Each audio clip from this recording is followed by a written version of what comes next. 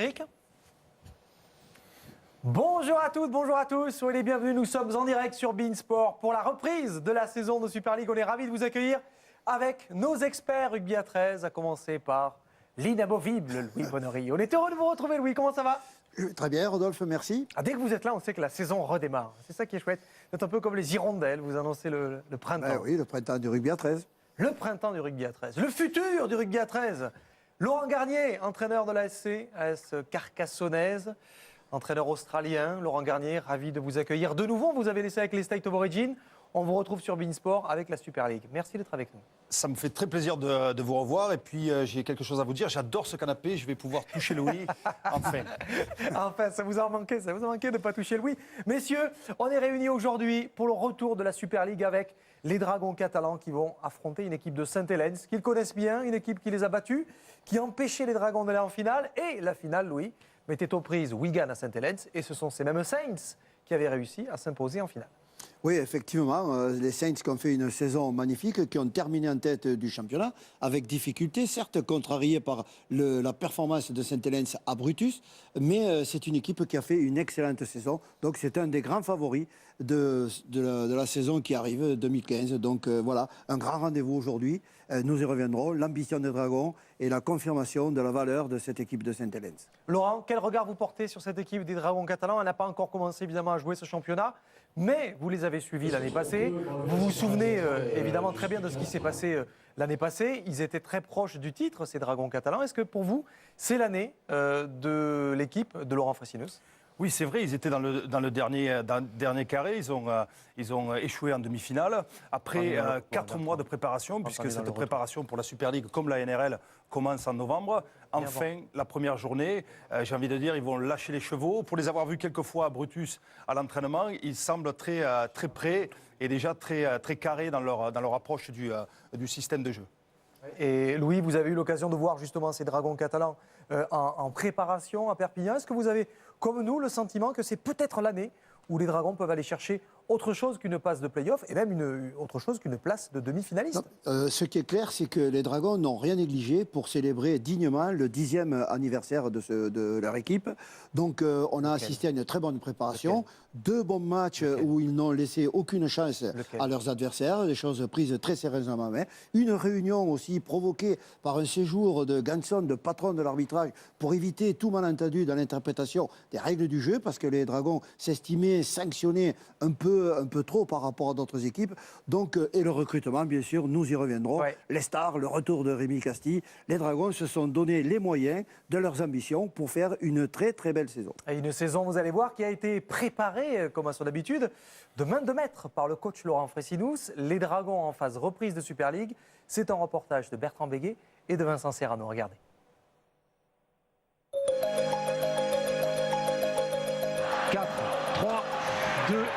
C'est terminé, c'est fini. C'est la fin de l'aventure. Les Dragons catalans vont donc s'incliner ici. Et c'est sur ces visages tristes et éprouvés par la fatigue physique que nous allons laisser ces garçons jusqu'à la saison prochaine. En genoux à terre, les Dragons. Un rêve inachevé en demi-finale à Saint-Hélène. C'est au même endroit que les Dragons catalans démarreront leur 10e saison en Super League. Après plus de 2 mois et demi de préparation, l'intensité est montée d'un cran. On affine les petits détails, avec en tête la série de 5 défaites qui avait plombé le début de saison l'an passé. On ne va pas pouvoir se permettre de débuter le championnat comme la saison dernière, sinon on ne passera pas dans les 4, voire dans les 8. Pour remplir cet objectif, Laurent Fraissineuse s'appuiera sur Michael Monaghan. Tout juste retraité à seulement 34 ans, l'ancien talonneur de Warrington vient étoffer le staff. L'effectif s'est aussi renforcé, 2 recrues de choix. Willy Tonga faisait partie des meilleurs joueurs du Queensland l'an passé. Le centre-ailier de Parramatta signe pour 2 ans. Mais les Dragons se sont surtout offert une star de classe mondiale, le demi d'ouverture Todd Carney, meilleur joueur de NRL en 2010. À 28 ans, l'Australien débarque à Perpignan. Libéré de son contrat avec Cronulla pour ses frasques nocturnes, lui, le banni d'Australie, devra s'affirmer comme un réel atout sur le terrain. It's a new challenge for me, and it's a new group of players, and I think we're all really fitting in well together. And as I said, really excited about the season opener. je ne pense pas que les Dragons aient eu un jour un groupe avec autant de qualité.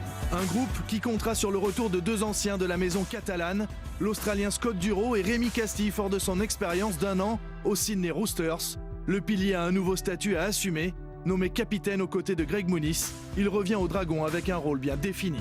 Le club des Dragons m'a rappelé, c'est pour amener un peu d'expérience et puis voilà, il m'a demandé d'être un leader pour l'équipe, montrer l'exemple sur le terrain, en dehors du terrain. On voit un groupe qui est soudé et qui a gardé la même énergie, la même intensité que de la fin de la saison dernière.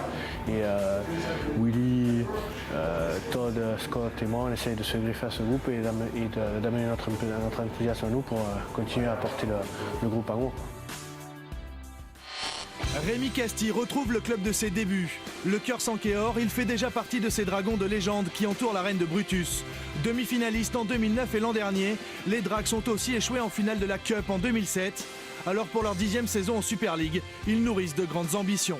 Ça bosse tous très dur et très bien. Pour eux, je pense un objectif, c'est voilà, ramener quelque chose à la fin de l'année. La Super League ou voir la Cup, voir les deux. Mais on veut aller le plus loin possible dans toutes les compétitions. J'ai tout connu ici et j'espère que cette 10e saison sera celle avec un Confiance qui peut se dégager après 8 semaines d'intersaison parce qu'on est prêt à relever les défis. Ramener un trophée à Perpignan, voilà ce qui manque encore aux Dragons pour être reconnus. À l'aube de cette saison anniversaire, tous les ingrédients semblent réunis pour que ce rêve ne reste pas inachevé. Et oui, vous l'avez entendu dans les propos de Bertrand Béguet, qui était à Perpignan ces dernières semaines, oui, que l'ambition est là. Et pour réussir une saison de Super League, oui, ça vaut pour toutes les saisons sportives du reste, il ne faut pas rater son entrée. Souvenez-vous, l'année passée, les Dragons ont eu beaucoup de difficultés parce qu'ils avaient perdu leurs 5 premiers matchs. Et on sait à quel point, après 5 revers, c'est difficile, oui. Les Dragons avaient su remonter la pente, mais ça avait quand même été difficile. C'était une sorte de caillou dans la chaussure. Oui, c'était un caillou, mais ils avaient eu le temps, parce que la saison était conçue et construite différemment de ce qu'elle est à l'heure actuelle. Le championnat n'était pas celui qu'il va être cette saison. Donc c'était possible, alors que Laurent Fresinus a mis quand même le doigt dessus dans son propos, dans le reportage, en disant qu'il ne pouvait pas se permettre de faire le départ qu'ils avaient fait l'an dernier, parce que nous y reviendrons, Rodolphe, nous l'avions annoncé à la fin de la saison dernière, c'est une nouvelle formule, une nouvelle compétition, une nouvelle conception, où, rappelons, le mot d'ordre, c'est tout compte, chaque minute et chaque point. Regardez le calendrier justement des Dragons catalans. Ça sera le match face à Castleford, ça sera le 14 février. Warrington, ça sera là aussi un match à Brutus. Il y aura donc 3 réceptions de suite. C'est un avantage, oui, de démarrer avec ce calendrier ? Oui, bien entendu, parce que l'an dernier, les Dragons avaient quand même eu un calendrier difficile avec beaucoup de déplacements. Là, les Dragons catalans vont recevoir 3 fois avec un week-end de repos dû au championnat du monde des clubs et au World Club Challenge qui aura lieu dans 15 jours. Donc, c'est un calendrier qui devrait mettre les Dragons sur le bon chemin. Ouais, et quelques images d'ores et déjà, vous le voyez dans l'écran derrière nous, de Saint-Hélène, où les Dragons vont affronter l'équipe des Saints à l'Antiquipar dans quelques minutes. Messieurs, il y a un garçon qui cristallise l'ambition des Dragons catalans au niveau du recrutement, c'est Todd Carney, l'ancien joueur des Sharks de Cronulla. Un garçon que vous connaissez bien, vous, Laurent. Oui, Todd qui est un très très bon joueur, qui est un joueur d'exception, un athlète formidable et qui est le X-Factor, comme on dit en Australie, qui peut faire pencher la décision en votre faveur si vous l'avez dans l'équipe. C'est une terrible acquisition, terriblement bonne acquisition pour les Dragons, pour ces 10 ans. Je sais que Bernard Gouache, le boss, voulait un grand joueur, il l'a eu. Et ça, on voit ici des images de son dernier match. Ça, c'était face aux Broncos de Brisbane. C'était au Suncorp Stadium. C'est un match on pourrait dire qu'il a remporté à lui tout seul parce que son équipe, on le voit donner une passe décisive à Paul Gallen. Son équipe était menée 22-0 et il a, in fine, réussi à faire gagner son équipe 24-22 parce qu'il a porté son équipe à bout de bras. Et ironie du sort, Louis, cette dernière victoire avec ces Sharks de Cronulla a été sa dernière chez les Sharks, soirée arrosée ensuite à Brisbane. Banni de la NRL, le voici donc en Europe avec la Super League pour un nouveau défi. Oui, parce qu'en fait, il a manié encore une fois le paradoxe, c'est-à-dire sur le terrain une référence et en dehors du terrain des excès que la NRL n'avait plus envie de supporter. Donc c'est certainement le premier joueur de l'histoire qui joue sous caution, parce que c'est ça. L'Angleterre n'a pas voulu qu'il signe dans un club anglais. Donc les Dragons, à juste titre, offrent la possibilité de réhabilitation à tous les niveaux de ce garçon. Oui, ça nous rappelle un certain Greg Bird qui était venu lui aussi se relancer sa carrière aux Dragons catalans. Des Dragons qui vont donc aujourd'hui malheureusement se priver de leur atout maître qu'est Todd Carney. Todd Carney qui ne sera pas aujourd'hui sur la pelouse face à cette équipe des Saints. Vous découvrez la composition avec des Dragons qui vont s'aligner avec Escarré à l'arrière, Oldfield et Duport aux ailes. Définitivement titularisé en tout cas dans cette compo Duport, on l'a vu avec son numéro au poste d'ailier. Au centre, c'est Pomeroy et Tonga, là aussi, autre recrue, Willy Tonga, on en reparlera. Bosque et Henderson, justement, la blessure de Carney, blessure au mollet qui va faire donc l'affaire de Thomas Bosque, associé à Ian Henderson, avec en troisième ligne, là aussi, Louis Anderson, Pélissier au talonnage, qui va donc être titularisé aux côtés de Lima et Castille. Enfin, cette paire de seconde ligne, Whitehead et Taya, qui seront aujourd'hui sur la pelouse de l'Angry Park. Qu'est-ce que vous en pensez, messieurs, de cette équipe des Dragons ? Moi, je pense que le plan initial qui prévoyait la charnière Duro-Carnet, c'est quand même un facteur qui a dû poser des problèmes dans la composition. On avait senti dans les matchs de préparation qu'on voulait constituer cette charnière. Dans le premier match contre Londres, ça n'avait pas été possible. Par contre, dans le match contre les Chevaliers Qatar à Carcassonne, Carnet était là, donc c'était déjà la moitié du chemin. Donc, d'après les renseignements qu'on avait eus, et puisqu'on avait pu suivre dans les entraînements, on avait quand même aussi envisagé cette possibilité que Carnet et évidemment Duro ne puissent pas jouer. Et c'est ce qui se passe aujourd'hui. Donc je crois que les Dragons ont envisagé cette possibilité et se sont organisés pour. Laurent, vous avez rencontré justement cette équipe des Dragons catalans avec les Chevaliers Qatar que vous entraîniez. Vous avez joué justement contre cette formation qui était encore en rodage. Et pour autant, face à vous, on a quand même senti une différence de niveau. Carnet vous a fait beaucoup de mal. Donc c'est une vraie perte aujourd'hui pour les Dragons de ne pas démarrer cette compétition de Super League avec leurs joueurs vedettes. Oui, bien sûr. Bon, la saison est encore longue, ce n'est que la première journée. Mais c'est vrai qu'avec les deux autres entraîneurs, Olivier Janzac de Limoux et Aurélien Colony de Lézignan, on s'était dit, quand le ballon arrivera à Carnet, ça va tout de suite être beaucoup plus compliqué pour nous de défendre sur lui. Quand on a appris qu'il a joué à Albert Domecq et tout le public, les 6 000 ou 7 000 spectateurs sont venus le voir en priorité, on voit d'ailleurs les images. Et il a été étincelant de classe, il a été le Carnet que l'on connaissait en NRL. Ouais, on va d'ailleurs le revoir ici sur cette action. Il a marqué 2 essais très à l'aise, hein, évidemment. Carnet, regardez ici, tac, passe en revue la défense, il va aller marquer cet essai. On sent évidemment le potentiel de ce joueur. Il n'en reste pas moins qu'aujourd'hui, il ne sera pas sur la pelouse à Saint-Hélène, à l'Angry Park. Mais si jamais il y a un trou, Louis, vous savez ce que c'est, les entraîneurs, ça peut toujours servir partout, pas uniquement que sur le banc. S'il leur manque un joueur capable de jouer à l'ouverture, ils ont aussi l'entraîneur, Laurent Fresinous, qui n'a rien perdu de ses réflexes et de ses habitudes. C'est lui qui est à l'entraînement il y a une dizaine de jours, dans les lancements de jeu, mais pas que. C'est lui qui vient conclure cette série avec ce coup de pied rasant. Vous faites ça, vous aussi, Laurent, comme entraîneur ? Quand je vois ces images, ça me rappelle quand on jouait la grande équipe de Villeneuve dans les années 90, début 2000, où Laurent Fresinous était l'ouverture de cette équipe et c'était toujours pénible à jouer, très pénible à jouer. Messieurs, il y a un garçon qui revient, qui est une des recrues de choix aussi de ces Dragons catalans cette saison. C'est Rémi Castille, qui est passé par l'Australie, la NRL, et les Roosters de Sydney. C'est un retour en terrain connu, je dirais, Louis, mais pour les Dragons, c'est une bien belle acquisition. Oui, parce que dans le monde du rugby à 13, le retour de Castille, ce n'est pas un retour. C'est un recrutement fait par les Dragons catalans, puisque ce joueur jouait aux Roosters. Mais nous, on sait qu'il est parti de Perpignan, il est allé chez les Roosters, et il revient dans son club pour peut-être faire l'une de ses plus belles saisons avec l'expérience et l'âge. Et il l'a dit, lui aussi, on m'a pris pour que je joue un rôle de leader. Et on sait, quand on connaît le tempérament de Rémi, on sait qu'il va assumer complètement ce rôle. Et, Laurent, juste un petit mot sur Rémi Castille. Vous l'avez suivi, évidemment, quand vous étiez vous-même en Australie, dans la NRL. Est-ce que ce garçon a changé ? Est-ce que son séjour en Australie à modifier à la fois le joueur qu'il était et peut-être aussi l'homme, le leader aussi, parce que c'est aussi ce qu'on va lui demander à Perpignan cette année. J'ai rencontré Rémi quelques fois en Australie, quand j'étais allé à Sydney lui rendre visite. Et ce que j'ai envie de dire, c'est que Rémi a pris de la plus-value. Et c'est une plus-value pour cette équipe des Dragons en 2015. Il a fait cette intersaison très réputée dans les clubs de NRL, qui est très très dur physiquement, mais aussi mentalement.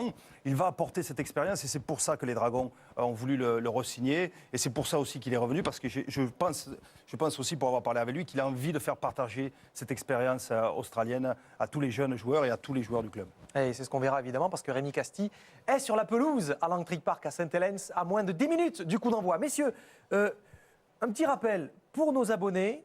Beansport est plus que jamais, vous le savez, la chaîne du rugby à 13. Regardez le programme que vous allez avoir cette saison. On va se régaler, vous n'allez rien rater, car vous verrez simplement le meilleur. Le meilleur, pourquoi? Parce que vous allez avoir, bien sûr, 2 matchs par journée de NRL avec les matchs des Dragons catalans à domicile pour la Super League, mais 2 à 3 matchs par journée à partir du 5 mars.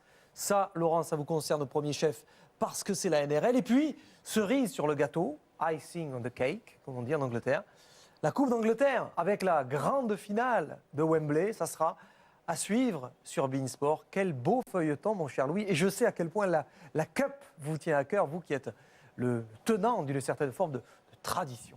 Oui, parce que c'est la plus vieille compétition de rugby à 13 au monde. Oui, tout simplement. Donc ce sera sur Beansport. Oui, ça sera sur Beansport. On va se régaler dans une compétition, attention messieurs, puisqu'on parle de Super League ce soir, une compétition qui a été remaniée. Terminée, la Ligue fermée. On est passé à une autre compétition encore plus sélective. 2 clubs de moins, c'est fini. On n'est plus 14 en Super League, on est 12. Le championnat va donc se dérouler de cette façon. Il va y avoir donc 2 poules de 12 dans une première phase avec les clubs de Super League et de Championship. À l'issue des matchs aller-retour, les 8 premiers de la Super League sont qualifiés pour ce qu'on va appeler un Super 8 et les 4 derniers de Super League seront relégués en Championship. Autant vous dire qu'il ne faudra pas perdre de terrain. Hier, la Super League s'était ouverte avec un match nul, un match fantastique mais nul au niveau du score, 22-22. Certains ont déjà perdu du terrain. Super 8, ça c'est la deuxième phase.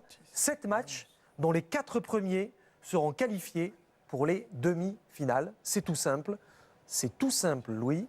Mais ça veut dire quoi? Ça veut dire qu'on n'a plus le droit à l'erreur et que cette élite qui s'est resserrée au nombre des clubs, sportivement sur la saison, devient de plus en plus difficile. Et n'oublions pas, Louis, non plus, que ce n'est plus une ligue fermée, qu'il y aura aussi des descentes.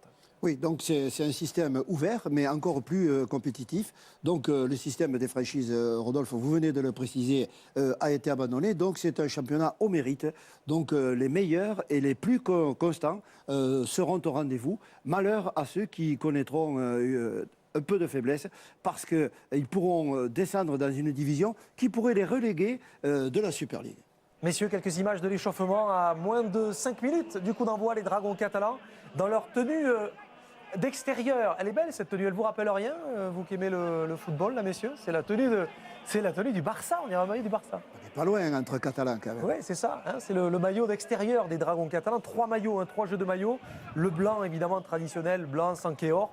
Le maillot pour la Cup, hein, qui ressemble à un maillot aztèque, hein, mon cher Laurent, on l'a vu, avec un motif assez coloré. Et puis bien sûr ce maillot extérieur, c'est donc avec ce maillot typiquement catalan que les Dragons vont jouer ici à Langtry Park. On a parlé des Dragons, Louis, mais attendons-nous sur l'équipe de Saint-Helens. Évidemment, équipe finaliste, équipe vainqueur de ce championnat de Super League. Vainqueur, regardez les images de la finale face à l'équipe de Wigan. On se souvient de ce match qui avait été extrêmement tendu, avec une expulsion qui avait gâché pour Wigan les chances d'emporter le titre. Mais in fine, ce sont les coéquipiers de Paul Wellens qui ont soulevé le trophée. Un trophée, Louis, qui pourrait cette année encore revenir à Saint-Helens, car ne nous voilons pas la face, les Saints, même s'il y a eu du changement dans l'équipe, au niveau du coaching notamment, font partie des grands favoris. Oui, c'est les grands favoris. Et puis là, c'est véritablement un test match qui va se jouer tout à l'heure entre ces deux formations. Parce que derrière tout ça, il y a évidemment la compétition de la Super League. Pour les Saints, il y a le championnat du monde des clubs dans quelques jours. Et pour les Dragons, il y a la célébration qui va peut-être commencer et qui va certainement commencer ce soir du 10e anniversaire. Et donc tout le monde est au rendez-vous et tout le monde attend avec impatience le kick-off de ce match. Bien sûr, bien sûr. Et Louis, vous me tendez une perche comme comme d'habitude, Louis, bien sûr, toujours là pour faire les passes, les passes à hauteur dans le bon tempo. Le World Club Challenge, justement, ça sera les World Club Series, ça sera sur beIN Sport. Bien sûr, regardez ce qui nous attend. Quel régal, le championnat du monde des clubs. Avec vendredi 20 février, c'est déjà le week-end prochain, ça va aller très très vite. Warrington, St. George, Illawarra, 21h, samedi 21 février. Wigan contre les Broncos de Brisbane. Laurent, je ne vous demande pas pour qui vous allez supporter. Et bien sûr, très attendu, le match des champions. Le match des champions, le champion de Super League St. Helens face à l'équipe des Rabbitohs de South Sydney. Voilà le beau programme qui vous attend la semaine prochaine. Ça sera évidemment sur beIN Sport, on va se régaler, messieurs. Une image qui nous parvient et que Bertrand Béguet en régie nous envoie très opportunément, c'est celle de ce garçon dont on vous a parlé, Todd Carney, qui n'est pas sur la pelouse aujourd'hui, mais qui a fait le déplacement, bien sûr. Il était dans le groupe, Todd, il ne sera pas sur la pelouse aujourd'hui, mais il a évidemment tenu à accompagner ses camarades, tout comme Louis, d'autres joueurs des Dragons, plus petits, ceux-là, plus jeunes, ce sont les moins de 19, qui ont joué en levée de rideau et qui ont perdu contre St. Helens, mais honorablement, Louis.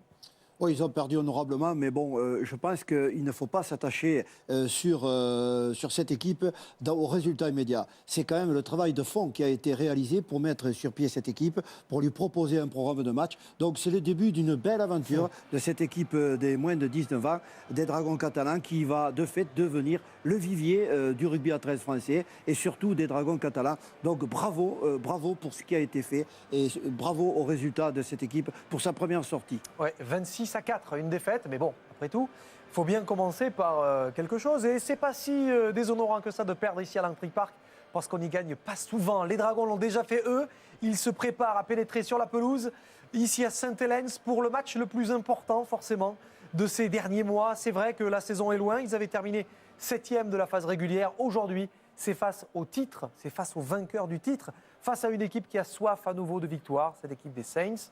C'est difficile à battre, ils l'ont déjà fait, on se souvient, Louis, de conditions difficiles pour les Dragons, de victoire sur le fil avec une transformation de Scott Duro, qui ne sera pas là, lui non plus, pour les Dragons catalans. Il y a un petit quelque chose entre ces deux équipes, et un petit quelque chose aussi, Louis, qui me fait penser qu'avec l'équipe alignée aujourd'hui par Laurent Fresinous, il y a peut-être quelque chose à faire à Langtry Park. Qu'en pensez-vous ? Oui, moi je pense que c'est clair, c'est annoncé. On ne peut pas dire qu'il y a eu de l'intox d'un côté comme de l'autre. Les Saints disent, nous on veut montrer qu'on est champion, notre ambition est toujours là. Et les Dragons ont dit, nous on veut frapper fort d'entrée. Les compos, on les revoit avec Lima, Pellissier et Casti pour la première ligne, avec Taïa et Whitehead, Anderson en troisième ligne, Anderson et Bosque. Attention, ces deux garçons qui seront donc associés à la charnière à l'absence de Carnet, aux ailes, Oldfield et Duport, Pomeroy et Tonga. Et surtout Morgan Escarré. On le voit avec le numéro 1 dans le dos. Ça signifie que Morgan a désormais ce fauteuil d'arrière titulaire pour l'ensemble de la saison. Et lorsqu'on sait qu'il a terminé deuxième co-meilleur marqueur de cette Super League, on se dit que ce garçon pourra une fois de plus faire mal. Voilà, Louis, une équipe des Dragons qui, on le sait, aura certainement l'occasion de nous montrer qu'elle est capable de battre une équipe comme celle-là. D'autant qu'il y a, on l'a dit, 3 réceptions à la maison, et ça, Laurent, c'est important. 3 réceptions à la maison, oui, bien sûr. Comme le disait Laurent, Laurent Fresinous, il faut bien commencer cette Super League. L'année dernière, avec 5 défaites pour 5 premières journées, ce qu'ils ont entamé d'entrée et qui est essentiel en rugby et en sport en général, c'est la confiance.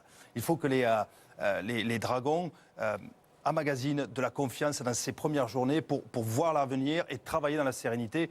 C'est toujours mieux quand on arrive le lundi à l'entraînement qu'on a gagné le week-end. Oui, vous avez raison. Celui qui manque de sérénité, c'est certainement l'entraîneur de Wigan. Et oui, parce qu'hier, cette Super League s'ouvrait par un match entre Widnes et Wigan. Et ça a été un match, ça a été un super match. Très serré. Wigan, qui joue donc en noir ici, va inscrire son premier essai. On reviendra d'ailleurs sur ce match en détail tout à l'heure à la mi-temps. Mais regardez déjà quelques petites images pour vous donner envie de suivre ce résumé. Il y a eu un peu d'empressement d'Avan à plaquer son vis-à-vis de Charnley. Ça s'est conclu par un carton rouge, là aussi. Nouvelle règle, on va être très sévère et on en reparlera sans doute, oui, pendant le match. Interception pour l'équipe de Widnes. Il menait très largement 16-0 les joueurs de Wigan. Et Widnes a réussi dans cette première mi-temps à revenir. Ils reviennent à 16-6 à la pause. Oui, et cet essai que nous venons de voir, c'est celui certainement qui a coûté la victoire à Wigan, puisqu'on pensait, nous sommes dans les dernières minutes avant la mi-temps, cette équipe qui était dans le trou, menée, qui était au moment où cet essai se passe, avec Tickle, l'arcade ouverte, en train de se faire soigner. Donc à 11, en fait, contre 13, cette équipe a réussi à marquer un essai, et ça a coûté très très cher à cette équipe de Wigan. Oui, 22-22, 22-22, c'est le score final donc de ce match entre l'équipe de Widnes et l'équipe de Wigan. On y reviendra tout à l'heure, évidemment, à la mi-temps. Quelques images que vous découvrez ici sont des images qui font du bien, Louis. Je vous en parlais tout à l'heure. La voici, l'image de Scott Duro qui a condamné sur la corne l'équipe de Sainte-Hélène. C'était il y a 2 ans. Il y a quelques visages qui ont changé. En 2012, on a vu Leon Price, qui fait partie des garçons qui ne sont plus là aujourd'hui. On a vu des garçons tout sourire. On voit un Jason Baitieri déterminé. On a vu également l'entraîneur, Monaghan, le entraîneur adjoint de Laurent Fressinou, se préparer, Olivier Lima, Thomas Bosque. Ils sont là, les Dragons, prêts à en découdre avec ces Saints. Messieurs, je sais que vous n'aimez pas trop les pronostics, ce jeu des pronostics, mais est-ce que c'est ma confiance dans l'équipe de Laurent Fressinou qui me fait dire qu'ils peuvent faire quelque chose aujourd'hui, ou est-ce que vous partagez, vous, avec votre intuition d'expert, cette possibilité que les Dragons fassent quelque chose aujourd'hui à l'Antrim Park? Ce qui me rassure, et c'est qui est assez rare, c'est qu'on a vu dans la composition de l'équipe les numéros de 1 à 13. Ça veut dire que c'est une équipe de base qui a été alignée. Donc pour moi, toute ma confiance, sauf que quand on connaît Sainte-Hélène, c'est quand même un match très très dur que vont livrer les Dragons. De l'autre côté, Louis, là aussi, Mackinson, on le voit, sera là, le serial marqueur. Et on reviendra bien sûr sur des garçons sur lesquels on a beaucoup compté l'année passée. La surprise, c'est Josh Jones qui est titularisé, le 3/4 centre, au poste de 3e ligne. On sait que ça peut beaucoup bouger. On retrouvera l'expérimenté Lens Oaya et bien sûr le très solide Mossi Massoui. Quelques garçons sont partis bien sûr à Sainte-Hélène, dont Sia Soliola. Mais cette équipe a gardé sa stabilité. Même si aujourd'hui, on suivra de près un nouveau venu qui est Travis Burns, en provenance de LKR, qui joue avec cette équipe des Saints. La composition des Dragons, vous la revoyez une dernière fois. Whitehead et Taya, Louis Anderson en 3e ligne, Éloi Pellissier qui va démarrer, Lima, Casti. Là aussi, devant, c'est quand même épais ce paquet d'avant catalan, Laurent. C'est du solide. Hein. Il m'a été donné de les voir de près il y a 2 semaines. Et quand on voit le banc aussi, il y a énormément d'expérience et de jeunesse et de fougue. Aujourd'hui, j'ai envie de dire, j'adore cette phrase. Ils l'ont fait car ils ne savaient pas que c'était impossible. Mais avec les Dragons catalans, ils nous ont prouvé lors de ces 10 dernières années que plus rien pour eux n'était impossible. Eh bien, l'impossible, c'est aujourd'hui qu'il faut le réaliser. Ici à Sainte-Hélène, sur la pelouse du champion en titre, les Dragons catalans pénètrent sur l'herbe de l'Antrim Park pour cette première journée de Super League. La victoire, on l'a dit, est impérative. Il faut gagner car la saison est longue et difficile. Nous avons fait le calcul, Louis. Il faut gagner pour être champion. La bagatelle de combien de matchs? C'est 29. 29, exactement. Précisément, 29 matchs pour gagner ce titre et pour venir à bout des adversaires qui vont se placer sur la route des